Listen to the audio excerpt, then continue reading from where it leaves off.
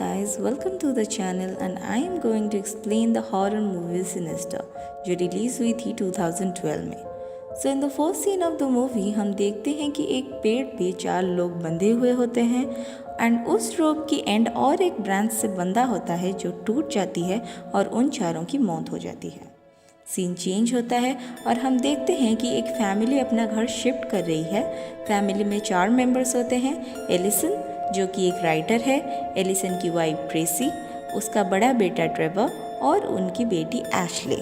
Ashley उस घर में खुश नहीं होती तो उसके फादर बोलते हैं कि अगर हमें यहाँ कुछ दिनों बाद अच्छा नहीं लगा तो हम ये घर चेंज कर देंगे।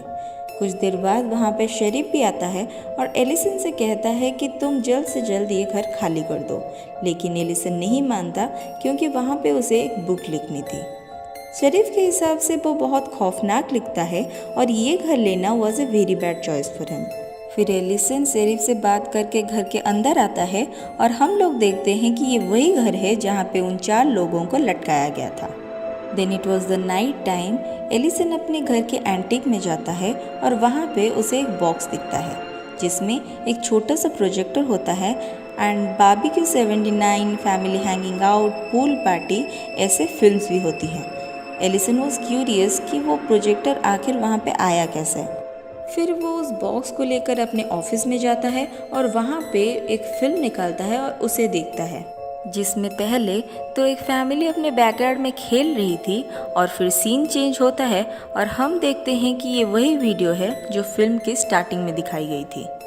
तभी एलिसन को बाहर से एक साउंड सुनाई देता है और वो ऑफिस से बाहर आता है और देखता है कि उसकी बेटी को बाथरूम नहीं मिल रहा और वो गलती से आकर किसी फर्नीचर से टकरा गई है। फिर एलिसन एशले को उसके बेडरूम में छोड़ के आता है। वापस आकर वो और एक फिल्म देखता है जिसमें पहले तो एक फैमिली लेक साइड में फिशिंग करते हुए देखते हैं, लेकिन फिर सीन चेंज होता है और उस फैमिली को उन्हीं के कार में कोई जलाकर मार डालता है। ये सब देखकर एलिसन थोड़ा घबरा जाता है और पुलिस को कॉल कर देता है, लेकिन बुक लिखने के लालच में वो पुलिस से कुछ कहता नहीं है। फिर वो कॉल कट करता है और फिर एक फिल्म देखने ही वाला होता है कि बाहर से उसे फिर से एक साउंड सुनाई देता है। वो सोचता है कि शायद उसकी बेटी फिर से जाग गई है। ऑफिस से बाहर आकर देखता है तो उसे एक बॉक्स दिखता है जिसमें से ट्रेवर बाहर आकर जोर से चिल्लाता है। एलिसन ट्रेवर को उस बॉक्स से निकाल के घर के बाहर ले जाता है जिससे कि ट्रेवर को होश आ जाता है। फिर सुबह होती है और बच्चों के स्कूल जाने के बाद एलिसन फिर से अपने ऑफिस में आकर फिल्म देखने लगता है। एक फैमिली अपने पूल में नहा रहे होते हैं और अगले ही पल सीन चेंज होता है और कोई उनको बांधकर रस्सी से खींच के पूल में गिरा देता है जिससे कि सब डूबकर मर जाते हैं। But at the end of the film वो पानी के अंदर एक फिगर को देखता है। एलिसन उसे वहीं पॉज करके उस फिगर को गौर से देखने की कोशिश कर रहा होता है कि अचानक फिल्म जल जाती है।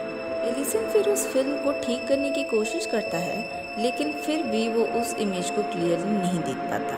फिर ट्रेसी की आवाज़ सुनाई देती है और एलिसन अपने ऑफिस से बाहर आकर देखता है। ट्रेसी ट्रेवर पे चिल्ला रही होती है क्योंकि उसने स्कूल में व्हाइट बोर्ड पर परमानेंट मार्कर से एक ट्रक की तस्वीर बनाई थी जिसमें 4 आदमी लटके हुए थे। ट्रेसी इसका जिम्मेदार एलिसन को मानती है क्योंकि उसे लगता है कि ट्रेवर शायद एलिसन के ऑफिस में से कुछ देख लिया था जिससे कि उसने वो तस्वीर बनाई थी। रात होती है और एलिसन सबके सो जाने के बाद फिर से एक फिल्म देखता है जिसमें एक फैमिली को बेड से बांधा गया होता है और कोई आकर उनके गले काट देता है। इस फिल्म की स्टार्टिंग में उसे एक साइन दिखता है और एंडिंग में उसे एक नेम भी मिलता है जिसे सर्च करने पर उसे पता चलता है कि उस फैमिली के मर्डर के बाद उनका एक बेटा गायब है। एलिसन को फिर से एक साउंड सुनाई देता है। वो बाहर जाकर देखता है तो वो साउंड एंटीक से आ रही थी। देन वो ऊपर जाकर देखता है तो एक बॉक्स के नीचे उसे एक सांप दिखता है और उसी बॉक्स में 4 ड्राइंग्स बनी होती है और ये ड्राइंग्स उन फैमिलीज के वे ऑफ मर्डर का था। हर फैमिली के साइड में मिस्टर बूगी की ड्राइंग होती है। फिर एलिसन को और एक साउंड सुनाई देता है जिसका पीछा करते हुए वो एंटीक के फ्लोर टूटने से नीचे गिर जाता है। फिर डॉक्टर आकर एलिसन का इलाज करते हैं और इन्वेस्टिगेशन के लिए वहाँ पे डेप्यूटी सो एंड सो भी होता है। डेप्यूटी एलिसन का फैन था और ऑटोग्राफ लेने के लिए वो एलिसन के पीछे उसके ऑफिस में चला जाता है। एलिसन उसे ऑफिस में आने से मना करता है, लेकिन डेप्यूटी कहता है कि आपके इस बुक लिखने में मैं आपकी मदद करूंगा। तो एलिसन उसे सारे मर्डर्स की डिटेल्स लाने के लिए कहता है। अगले दिन वो अपने लैपटॉप से उन फिल्म के साथ उन मिली ड्राइंग्स को जोड़कर देखता है कि आखिर ये बूगी है कहाँ पे, और सारे फिल्म में हम उस सेम घोस्टली फिगर को देखते हैं। तभी डेप्यूटी का कॉल आता है और एलिसन डेप्यूटी से उन मर्डर्स डिटेल्स के बारे में बात कर रहा होता है, और तभी हम देखते हैं कि लैपटॉप से वो पिक्चर मूवमेंट करके एलिसन की तरफ देखती है, पर एलिसन के देखने से पहले वो इमेज फिर से नॉर्मल हो जाती है। फिर एलिसन अपने लैपटॉप में खुद के एंटीक से गिरने की वीडियो देखता है और उसे दिखता है कि 2-3 हाथ उसे नीचे खींच रहे थे। ये देखकर एलिसन डर जाता है और वो लैपटॉप को बंद कर देता है। एलिसन अपने बेडरूम में सो रहा होता है कि उसे अपने ऑफिस से प्रोजेक्टर चलने की साउंड सुनाई देती है। वो ऑफिस जाकर देखता है तो फैमिली हैंगिंग आउट की फिल्म चल रही थी, लेकिन वहाँ पे कोई नहीं था। प्रोजेक्टर बंद करता है और अपने ऑफिस के विंडो से बाहर देखता है, जहाँ बैकयार्ड में उसे वो सेम घोस्टली फिगर रियल में दिखाई देती है। एलिसन एक बेसबॉल बैट और टॉर्च पकड़ता है और बाहर चेक करने जाता है, तो झाड़ियों में उसे ट्रेवर मिलता है जो ठंड से कांप रहा था। ट्रेवर को अंदर ट्रेसी के पास छोड़ के अपना टॉर्च लाने के लिए फिर से बैकयार्ड में जाता है। वहाँ पे एक डॉग उसे देखकर गुस्से से गुर्राता है। एलिसन उस डॉग को शांत करने की कोशिश करता है और हम एलिसन के पीछे कुछ बच्चों को देखते हैं, जिसे डर कर वो डॉग भी वहाँ से भाग जाता है। ट्रेसी एलिसन पे चिल्लाती है क्योंकि ऐसी चीज़ें उनके साथ कभी नहीं हुआ था जब तक वो उस घर पे नहीं आए थे। अगली सुबह डेप्यूटी कुछ फाइल्स को लेकर एलिसन के घर पे आता है और वो दोनों ऑफिस में सारे मर्डर्स को लेकर डिस्कशन करते हैं, जिससे डेप्यूटी कहता है कि वो किलर शायद अभी 70 का होगा।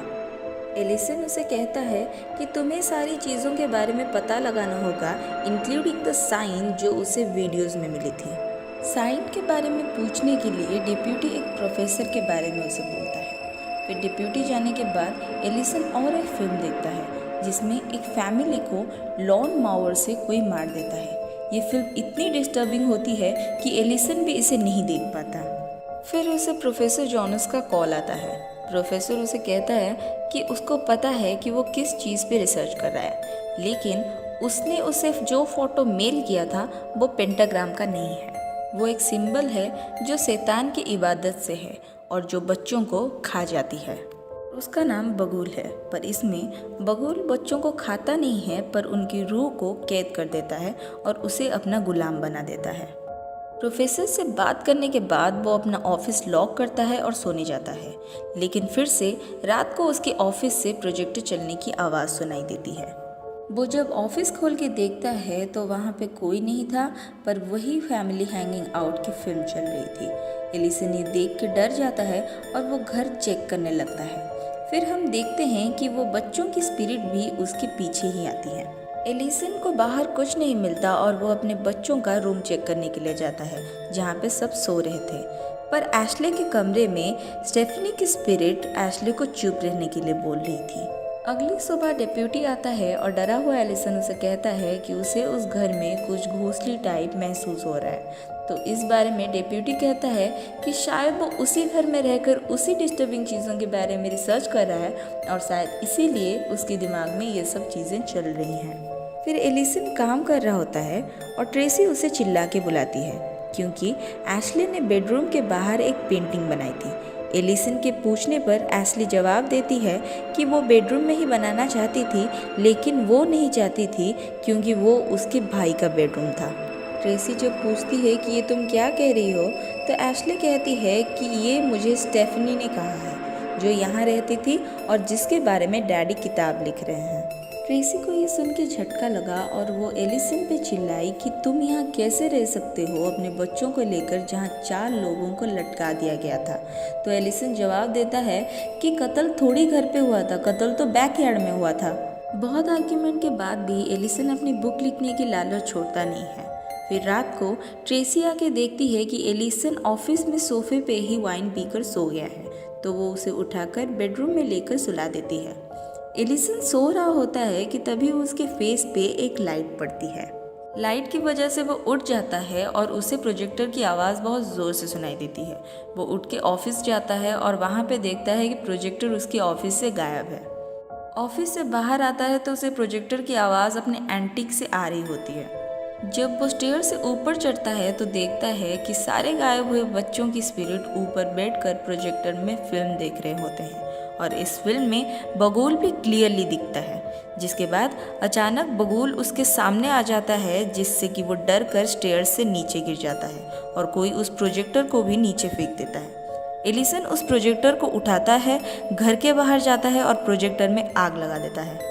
तभी ट्रेसी वहां आती है और एलिसन उसे कहता है कि तुम सही थी और हमें इस घर को छोड़कर जितनी जल्दी हो सके जाना होगा। ट्रेसी और एलिसन अंदर जाते हैं और उनके बच्चों को उठा के अपनी कार लेकर वहां से निकल जाते हैं। अगले दिन वो एक नए घर में होते हैं। रात में एलिसन को मेल में कुछ पुरानी तस्वीरें मिलती हैं। वो प्रोफेसर को कॉल करता है तो प्रोफेसर उसे बोलता है कि बगुल की ज़्यादा तस्वीरें नहीं है बिकॉज बगुल तस्वीरों के ज़रिए ही इस दुनिया में आ जा सकता है और जो उनकी तस्वीरों को देखता है उनके साथ अजीब घटनाएं होती हैं और फिर वो उन्हें तस्वीरों में ले जाता है।